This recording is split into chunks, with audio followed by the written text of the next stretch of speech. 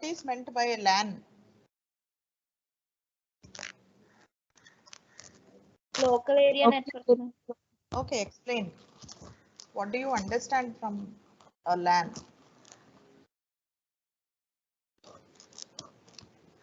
It is designed to provide local Is the one of interconnection the network model, ma'am. Anyone For a of building or for an office, it will be used. Less than 100 to 1000 meters. Okay, what else?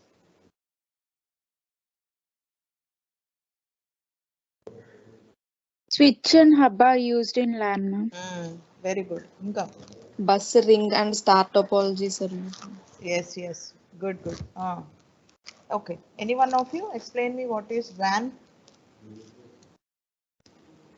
Wide area network. Okay. Wide area networks, ma'am. Long distances. Provide connectivity among a large area. Okay. Mesh topologies used. Okay. What are the networking devices that we use to connect to local area networks in an internet?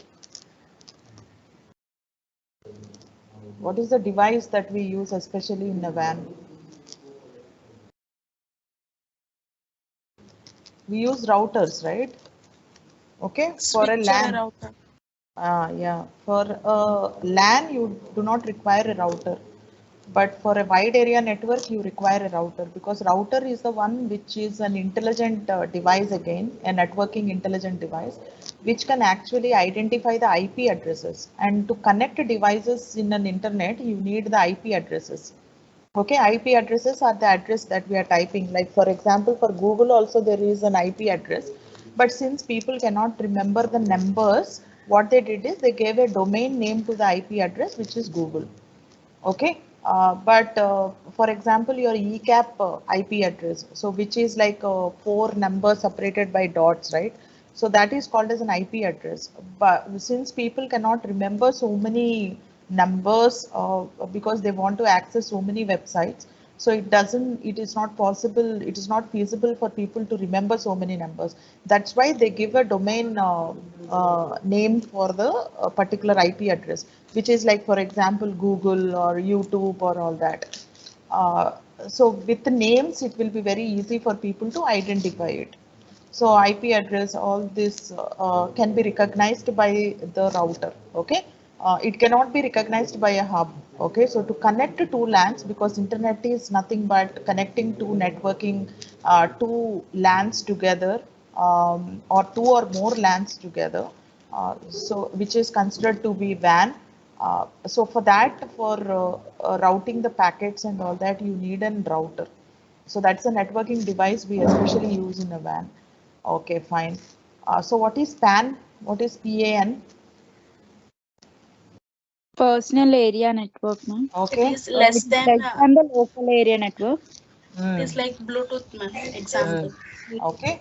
Like it is a peer-to-peer connection. You just send simple data which are where people are very near to you. Okay, right. Um, okay. So we have seen what are the various. Okay. What are the various characteristics? What are the various protocols that you have seen yesterday?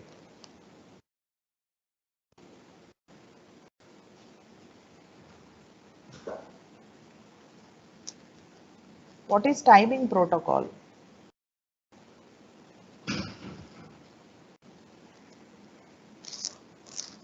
Yes. Speed at which sender sends data and how speed at which receiver receives data. So what is the protocol here? So like there should be a synchronization with the produced packets and produced data and the receiving packets, right? So both the devices should agree upon it, like how much is the transmission and how much is the receiving. Okay, else what will happen is there will be data loss. So that is timing protocol. What are the other protocols you have seen other than timing protocol? We have seen 3 protocols, right? 3 types of protocols. One is timing protocol. Semantics and syntax. Okay. Can you explain me what is semantic protocol? What is semantic protocol?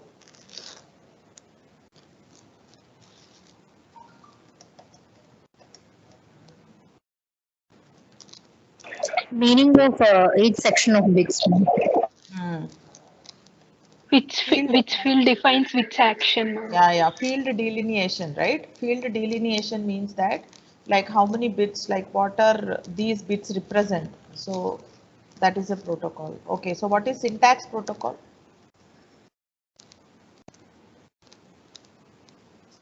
Structure The order in or which format they are of Structure or data. format of data. Okay, so let us get started with today's topic. So in today's topic, I'll be discussing the standards. So we have seen protocol in the earlier class. So we understood that protocols are rules like. Okay, so what is a standard? Making everybody agreeing on these rules is nothing but a standard. When everybody agrees on these particular rules and sign a paper, then it becomes a standard. And so what is a protocol? Protocol is nothing but a rule formed, but uh, I mean, you can also observe it like standards are necessary to ensure that products from different manufacturers can work together. Because as I already told you, like a different, maybe the hardware that I'm using for my system is different, okay, from the receiver's hardware. But they need to receive, right? They are in interconnection. They are connected to each other. So one system is sending data to the other system, and it need to receive it and process the data. So there should be a sync between this hardware, the sender's hardware and the receiver's hardware. So there need to be a standard, and both the manufacturers should agree upon these rules and sign a paper so that they manufacture it in such a way that they are connected and transmission of data happens between the devices. So that is a standard. Now there are two types of data communication standards. The first one is de facto and the second one is de jure. Now de facto means that the meaning of the work is de facto, is by fact. Okay, so we say that it is by fact or by convention. And these are the standards that have not been approved by any organization. So we do have ISO, International Standard Organization, which is one of the organization which standardize the rules. So these are the standards, but these are not approved by any organization, but have been adopted as standards. Okay, so because of its widespread use. So they are called as de facto standard. Okay, so de facto standards are not approved by any organization, but they are in widespread use. So such kind of standards, you call it as de facto standard. And the second one is the de jure standard, which is also called as by law. Okay, so by jury or by regulations. So wherein it is standardized by certain standardizing organizations such as ISO, ANSI and ITU and International Telecommunication, this is, and ANSI, you know, like C is also a standardized language. Then IEEE, which is an institute of electrical and electronics engineers, then EIA, all these are the standard organizations. You can see that if you go to a supermarket and buy a product, for example, ghee or any other product, you will be seeing that it is approved by ISO. Okay, so ISO is something which will say that the product is manufactured by certain, agreeing on certain rules. Okay, so ISO is a standard which you will be seeing on many of the products in supermarket, like any of the commodity products that we use in our daily life are again standardized by ISO. Okay, and also if you see certain factories or certain institutions, educational institutions are also ISO standardized, meaning that for example, the student studying in India, if he or she wants to pursue something in other countries also, like the education should match. Okay, so again, they standardize like the process in which the education is pursued, they standardize that.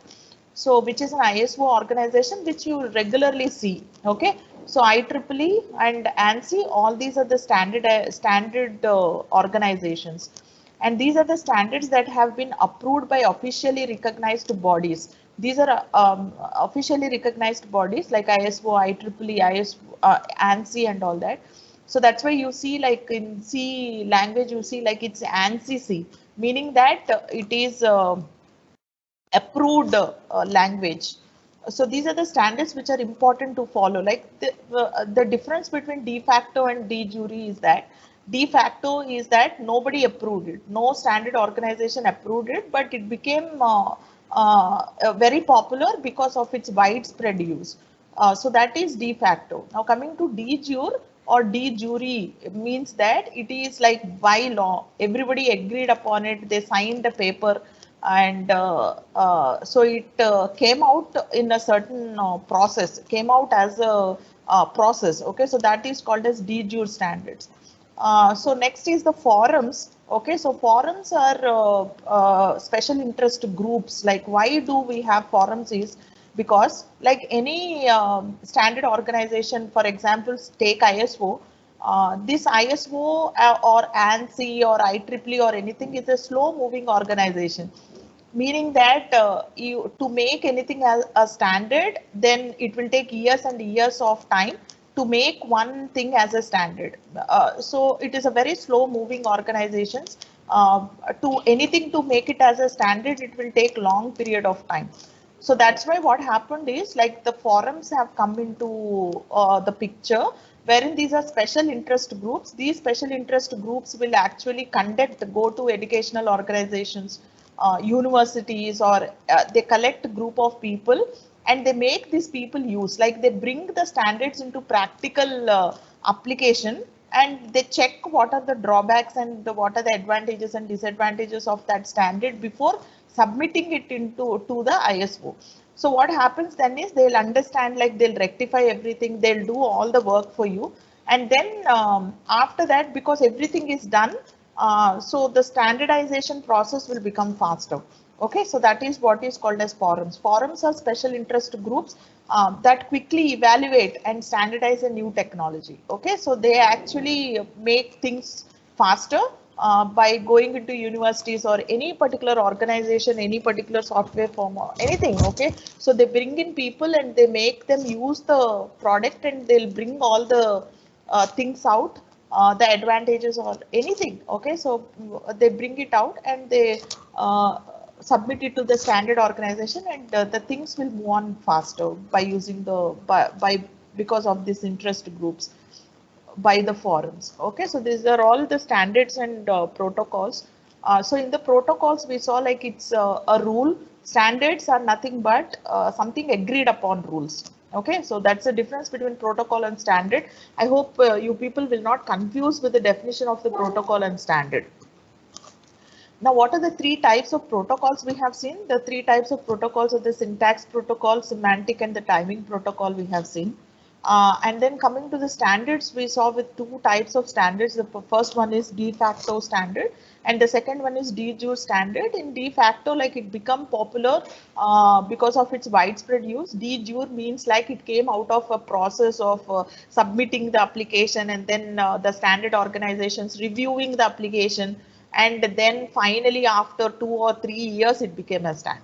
Okay, so that is the difference between de facto and de jure standard. So now let us move into the next topic. So the next topic is layered task. To understand this layered task, let us understand a real life analogy of sending a letter. Okay, so there is a sender, say for example, you want to send a letter to your friend. In the olden days, like now the communication has become very fast. You can just send a message in WhatsApp or everything. Now the postal letters have become very rare today, but when communication was not so fast, those days, like the communication used to happen through postal letters. So let us understand this postal communication, then you will be able to understand this OSI model better. Okay, so just understand what is meant by a layered task, and say that you want to send a letter to your friend. So you are in Bhimavaram and you want to send a letter to your friend who is in Hyderabad. Okay, right. So imagine it in that way, and what happens. Okay, so this is on the sender side. So you can see that there are two partitions here. One is the tasks that are happening on the sender side, and some tasks are happening on the receiver side. And as you can see that the number of tasks that are happening on the sender side and the number of tasks happening on the receiver side, both are equal, and there are tasks one after the other which need to happen in the same order, the ordering of the task should not be jumbled, because if it is jumbled, there is no meaning. For example, if you're cooking something, you need to switch on the stove first and then start cooking. Okay, so the order is like you need to switch on the gas, light the gas, and then you need to put the kadai and then start working, start cooking. Okay, so you cannot say like I'm putting the kadai and then I'm putting everything and after that I'm lighting the stove. So there is no meaning in that. So there is a logical order for everything. For cooking also there is a logical order. And for sending some information from one person to another also there is a logical order. You just need to follow the logical order. So let us see what are the steps involved at the sender side. So at the sender side, the letter is written. The first thing the person is doing is the person is writing a letter on a paper. Okay, so imagine that it is written on a paper. So maybe most of you do not know this. So writing a letter on a paper, so you take a white paper and write a letter on that particular paper. Whatever you want to convey to the receiver, you are writing it in whatever language you want, you are writing it. Now, if you both know only Telugu, you are writing the letter in Telugu. Okay, so if you are comfortable in English, you are writing in English. Whatever is the language that you people know, you are communicating in that particular language. Okay, provided that the receiver also knows that language. Okay, so this is again another point. Now, after writing the letter, okay, so there is next step, which is putting it in an envelope. And after putting it in the envelope, you write the receiver's address. Okay, so on top of it, you will be writing the receiver address where this letter need to go. So the receiver's address is written on the envelope, and then you are dropping the letter in the mailbox. Okay, so in the post office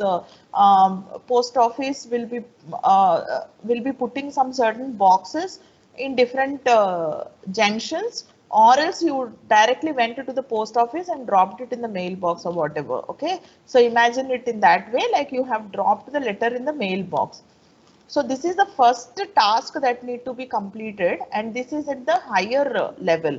And after dropping it in the mailbox, what happens to the letter? Now the letter is carried from the mailbox to the post office. Now what happens is periodically, say for example, you are in Bhimavaram, right? At the end of your street, there is a post box. Okay, so some red color things will be there, wherein it will be written mailbox.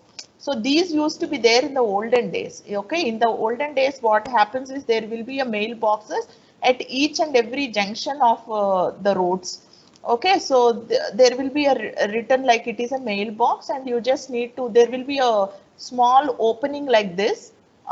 Inside this small opening, this opening will be fit only to drop a envelope. There won't be a very big opening, because maybe there will be some mischievous persons who will be taking off the other people's letters. So there will be only a little gap like this in this particular, this will be locked. Okay, so this mailbox will be locked, and there will be only certain gap like this for only an envelope to fit into it. I hope you know this.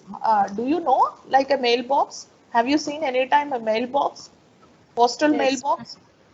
Yes, ma'am. Yes, ma'am. Okay, right. Because you are in this generation of digital communication, so I doubt whether you know this mailbox communication or not.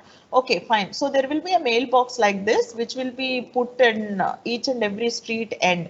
Now there will be a postman who will periodically check this particular mailbox. Maybe he'll be coming every day at 3 p.m. to pick up the letters that are there in the mailbox, and he'll carry it to the post office. Okay, so that's what is happening here. The letter is carried from the mailbox. So the mailbox is in your street, and from the mailbox, the mail is carried to the post office. And after carrying it to the post office, what happened? The letter is delivered to a carrier by the post office. Now what happens is you have written the letter to a receiver who is in Hyderabad, right? So what happens is there will be many things that will go. There will be different carriers. Say for example, there is a bus. Okay, so bus or truck or whatever. Okay, so which carries parcels and all that. So say there is a bus which is a carrier between the cities. Now what happens is like, and this bus maybe it will be going to Hyderabad. Okay, so via some route, what happens is like maybe it goes to Vijayawada and then it goes to Hyderabad. So say for example, like, okay, so what happens is in this bus they will be putting all the mails intended to go to Vijayawada and then to Hyderabad, and all that, like all the villages and cities that cross, okay, so that are in between this particular route from Bhimavaram to Hyderabad, all that letters will go into this bus. Say another bus will start in the other direction to Vizag, okay, so to Visakhapatnam. So there will be different carriers, okay, so which will go from this particular post office in different directions to different routes. So what we'll do is we'll put this particular letter in a bus which will be going to Hyderabad. So that is what will happen at the sender side. So these are the three tasks that happen at the sender side end. The letter is written, put it in an envelope, write the receiver's address and then drop in the mailbox. And then the mail is taken by the postman from the mailbox and is taken to the post office. And then in the post office, it is segregated, like the letters for different places are segregated. And then after that, the letter is put in the proper carrier, which will take it to the destination's city. Okay, so all these are like, you can see like the order, the logical order should not change. Like you should not say like the letter is carried from the mailbox to the post office and then the letter is written. So there is no meaning in that. So the logical order should be maintained, meaning that, so what we understand here is this is the highest layer and this is the middle layer and this is the lower layer. So you can see that the middle layer is serving the higher layer and the lower layer is serving the middle layer. So here the lower layers will serve the higher layers. Okay, so for this particular letter to reach to the destination, the middle layer is helping the upper layer. Okay, right. So I understand that. So the lower layer is serving the upper layer. And then this is the transit. Okay, so the bus is going and the bus has reached Hyderabad. Say that the bus has reached Hyderabad. Now what happens here is after reaching Hyderabad, it goes to the post office of Hyderabad, the intended post office. There can be many branches. So whatever branch is intended, it goes to that particular branch. And then the letter is given to that particular post office. Okay, the letter is delivered from the carrier to the post office, the intended post office, and then it is Kukatpalli or it is whatever it is, okay, Nampalli, whatever it is, so that post office it goes. Then after that, what happens is the letter, now it goes in the upward direction. Okay, so you can see the arrow mark here. Now the letter is carried from the post office to the mailbox. Okay, so say I have a mailbox outside my gate. So that particular mailbox the letter goes into. Now the letter is picked up, removed from the envelope. So whatever is added over here, like the envelope is added, right? So the envelope is removed and the letter is read by the receiver. So we add certain things for the transit, like the envelope and all that. Okay, so again, remember this. Why we are putting an envelope? We are putting an envelope so that you know the destination as well as you know like who sent it. Like in the post envelope, we'll write the sender's address also on the left side place, and receiver's address will be put in the center of the postcard or post letter. So the sender's address also will be there and the receiver's address also will be there. And certain other stamps also will be put. Like for example, from which post office it has crossed. If you just look into the letters, some stamps also will be put. Like for example, Bhimavaram stamp, post office stamp, and Bhimavaram like what place post office, like whether it is north or south post office. So that stamp also will be put.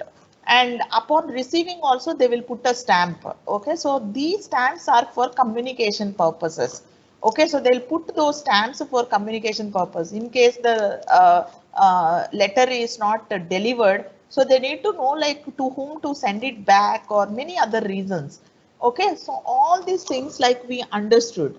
So I hope this is understood. So this is called as a layered task. So you can see that there is a sender and there is a receiver, and how we send the information from one place to another place, and what are the other things involved, like the logical ordering of the task, and certain things are added for communication, like the envelope is added and certain stamps are put on the envelope for communication, for establishing proper communication. Other than writing the letter, many other things are happening. Okay, it's simply the communication between the sender and the receiver simply cannot happen by with a single letter. Okay, so the letter is written and put it in the air, it doesn't go. You need to add many other things to it. An envelope is added, and then for that addresses are added, and then you go to the mailbox, drop it, and then they put certain stamps on it, and then the communication is established. Okay, so the lowest layer here is this one, and this is the middle layer, and this is the higher layer. In the similar way, the digital communication also happens. So this is a analogy of our posting a letter from one person to another. In the similar way, the digital communication happens. Now let us digital data communication happens. Now let us look into what is OSI model, and then we'll see how the communication is established. This is very, very important slide. I want every one of you to be attentive in understanding this slide.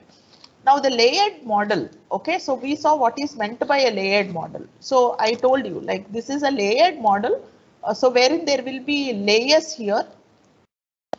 To send a letter, postal letter from a sender, from one person to person two, there are 3 layers here. Okay, so each and every layer is important and it is logically ordered. So in the similar way, to establish the data communication also, you need a layered model. So the layered model is OSI. So let us see that. Okay, so the layered model that dominated data communication and networking before 1990 was Open Systems Interconnection model. So which is nothing but the OSI model. So OSI model is the one which is used for data communication before 1990s. Okay, and we will understand what is OSI model and the layers and all that in the next slides. But as of now, just let us look into certain brief introduction of what is OSI and all that. So OSI stands for Open Systems Interconnection. Many people will say like it is open standards interconnection. Avanni tappu. All that is wrong. Okay, so OSI have only one abbreviation. It's an acronym which reads as Open Systems Interconnection. That's it. So don't give different abbreviations for Open System Interconnection. OSI stands for this only. Okay, many people get confused with ISO. Okay, so ISO is International Standard Organization. So it is not OSI. Okay, so it is a standardizing organization. ISO is a standardizing organization, and it was introduced in 1970s. And Open Systems Interconnection Basic Reference Model. Or else we say that it is OSI reference model, or we simply say that it is OSI model. So it's an abstract description for layered communication. So we saw what is a layered communication, wherein there will be top layer and then certain layers, like how many layers are permissible, those layers will be there. In OSI, there are 7 layers. Now the topmost layer is served by the next below layer, and this layer is served by the next below layer, and so on. So it gets the services of the below layer. And the computer network protocol design. So what is the definition of OSI? You can say that OSI is an abstract description for layered communication and computer network protocol design. It was developed as part of Open Systems Interconnection Initiative. And open systems means what? Open system means that set of protocols that allows any two systems to communicate regardless of their underlying architecture. That's what I told you. Like I mean, when my hardware is different from the other system's hardware, or my software is not compatible with the other systems, receiving systems software, then obviously the hardware and the software need to be compatible so that the communication is established.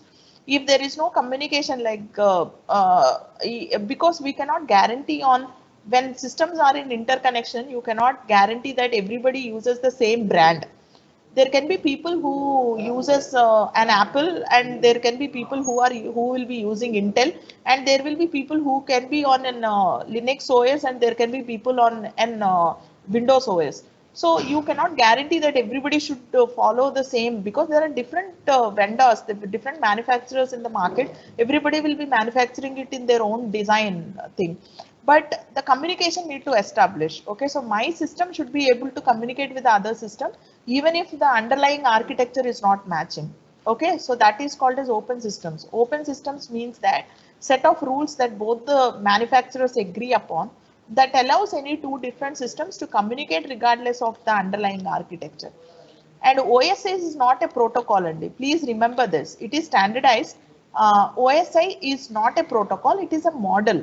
Okay, for understanding and designing a network architecture that is flexible, robust, and interoperable. I already told you. Okay, so which is robust means that it stands withstands. Okay, any odd situations. Interoperable, like the definition itself is saying, like underlying, regardless of their underlying architecture. So even if it is different architecture, there should be an interoperation, meaning that they should be able to communicate. And flexible, like changes can be made into the OSI accordingly. And in its most basic form, it divides network architecture into 7 separate layers, but related. Okay, so the 7 layers are separated from each other, but they are related. As I already told you, like it's an ordered layered model. Okay, so OSI, it is therefore referred to as, okay, whatever it is, like it is OSI 7 ordered layer model. So what is OSI? OSI stands for Open Systems Interconnection. It is a model, not a protocol, but it is a standardized one, which was introduced in 1970s and was very popular before 1990s. Today we are using TCP/IP model. And anyway, we'll discuss that later. As of now, just we'll go through OSI. And so it is flexible, robust, and interoperable. So these are the 7 layers of the OSI. As you can see, like the bottom layer is the physical layer. So this is layer 1. And on top of it, like you can see, like there is a data link layer. And then you can see like network layer. And then you have the transport layer, then you have the session layer, then the presentation layer, and then you have the application layer. Okay, so these are the 7 layers. So the physical layer, and you can see like the application layer will be serving the physical layer. Application layer will be getting the services of the presentation layer. And the presentation layer will be getting the services of the session layer, and the session layer will get the services from the transport layer, and the transport layer will get the services from the network layer. Okay, so each and every layer below it will serve the topmost layer. Okay, so the topmost layer will get services from the layer below it. Okay, right. And so this is the service receiving layer, and this is the service providing layer. Okay, so for example, application and presentation, if you take it, the application layer is the service receiving layer, and presentation layer is the service providing layer. So I'll give you an easy mnemonic to remember the OSI layer. So the mnemonic is like please. P stands for please. Okay. So please. Okay. Do. So I'll say not. Please do not. Okay. T stands for touch. Okay. Please do not touch. You can say yes stands for Sudha. You can remember me. Okay. Please do not touch Sudha's. Okay. Pet. Okay. So I have a pet. Imagine it in that way. Okay. And pet. And say my pet is Alan. Okay. My dog's name is Alan. So I think this will be easy for you to remember. Okay, so please do not touch Sudha's pet Alan. So this is a mnemonic which will actually help you to remember the OSI layers. Okay, so the first letter P here represents physical layer, D here represents data link layer, N represents the network layer, T represents the transport layer, S here represents the session layer, and P here represents the presentation layer, and A represents the application layer. I hope this will help you. Yes? Yes. Yes, ma'am. Yes. Okay. Working functionalities are collected first. Now, let us look into the OSI, like how they are formed, how the layers are formed. Okay, so how the layers are formed. We are making a discussion on how the layers are formed, like how there are 7 layers, why not 4 layers, why not only 3 layers, why there are 7 layers. If you just take a look at this particular analogy of this particular sender and receiver, what happened is the layers are, the functionalities are divided over here. See, this part, this green color, sea green part that you have seen here, this green color layer, higher layer that you are talking about is the one that is done by the sender. Okay, the functionality, it is the functionalities of the sender. Sender only need to write a letter, put it in the envelope, write the address of the receiver and the sender, and then drop in the mailbox. Nobody else will do that. Okay, so it is the responsibility. The functionality is of the sender. Okay, now coming to this blue part is with the postman. Okay, so the postman's, it's the responsibility or the functionalities of the postman. The postman is picking it up from the mailbox and taking it to the post office. After going and after taking it to the post office, he is handing it over to the person in the post office. It can be a clerk in the post office or whatever. Now, what the clerk in the post office is doing is he is separating the letters. All the letters that are brought to the post office from different parts of the cities, all those are carried by the postmans to the post office. There will be many postmans, right? For each and every part of the city, there will be many postmans. Say, for example, Bhimavaram is logically divided by the post office into 10 divisions. There will be 10 postmans for these particular 10 divisions. And each and every person will every day check the post boxes and pick up the letters and bring it to the post office. And that is over. The responsibility of the postman is over with this particular middle layer. And once the letters are in the post office, now in the post office, there are again people who will actually divide the letters based on the destination. And based on the carrier, like the route of the carrier, these letters are segregated and put. This is again the responsibility of somebody else. So what happened, based on the functionalities, it is grouped into the layers. That's what the OSI model is all about. Now, as you can see, now the networking functionalities are collected first, and after the networking functionalities are collected, they're grouped, okay, so into layers based on the relativity between the functions. As I already have shown you, like in the real world analogy of transferring a physical letter from one person to another, like the functionalities are grouped based on the user or whatever, the functionalities are grouped. In the similar way, first the networking functionalities are identified and they are collected. All the functionalities are collected first. And after all the functionalities are collected, now what happened is they are grouped based on the similarities, related use. Okay, network functionalities with related uses are grouped together into layers.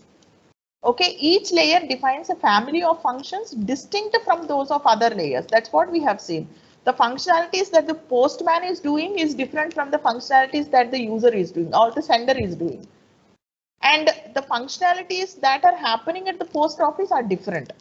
So they are different, like each layer defines a family of functions which are distinct from those of the other layers. Okay, an architecture is created with these layers which is comprehensive and flexible, and OSI allows interoperability of incompatible systems. Now I hope like everybody understood like why there are 7 layers. 7 layers are because of their functionalities. The networking functionality, because they separated each and every functionality into groups and 7 groups have formed. So they made 7 layers for the OSI. Okay, so one layer serves the other layer. So for example, say that layer 3 uses services provided by layer 2 and provides services to the layer 4. So say for example, so this is an example. So what is layer 3? So what is layer 3 here? The layer 3 is this, right? The network layer. So the network layer will be taking the services of the data link layer, and the network layer will give the services to the transport layer. Okay, so it gets the services from the data link layer below it, and it provides services to the upper layer. And layer X on one machine communicates with layer X on the other machine. This is possible with agreed protocols. We'll see that each and every layer will be adding a header, and we'll see how the communication is established and all that with an example. I'll show you that. So layer X on one machine. So there are two machines, the sender and the receiver machines. And the sender machine X layer, for example, the network layer will communicate with the receiver's X layer. We'll see how that is possible. This is possible with agreed protocols. Okay, so both the layers should agree on the protocols. Okay, so that is regarding the OSI. In tomorrow's class, we'll see the interaction between layers in the OSI model. There will be interfaces, and we'll look into what is the functionality of the interface and how the communication will be established between a device A and device B. So that's it, girls, for today.